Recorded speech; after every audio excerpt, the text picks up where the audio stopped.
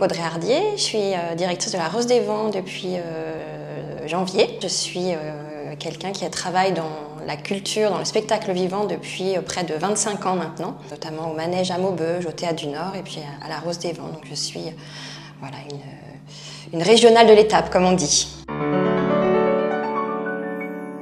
La Rose des Vents, c'est une scène nationale. Notre rôle, c'est notamment effectivement de montrer la diversité, la variété qui existe dans le spectacle vivant, donc des spectacles de théâtre, de danse, des performances, de la musique, des spectacles pour les enfants.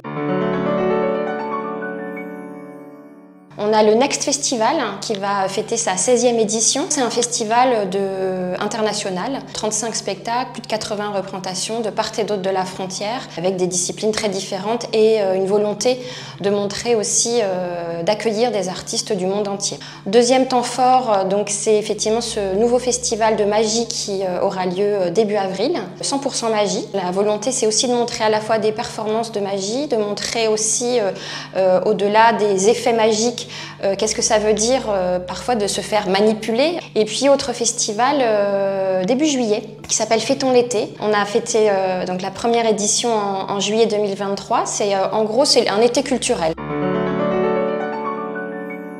C'est le premier bâtiment de Villeneuve-d'Ascq. Il y a une photo qui est assez emblématique qui date de 1974 où on voit ce bâtiment qui est un cube en béton au milieu des champs. Il n'y avait vraiment que ce bâtiment et qui, dès le départ, était un lieu dédié à la culture. La Rose des Vents, c'est parce qu'en fait, elle était aux 4 vents et aux quatre points cardinaux, je crois que c'est comme ça qu'on dit.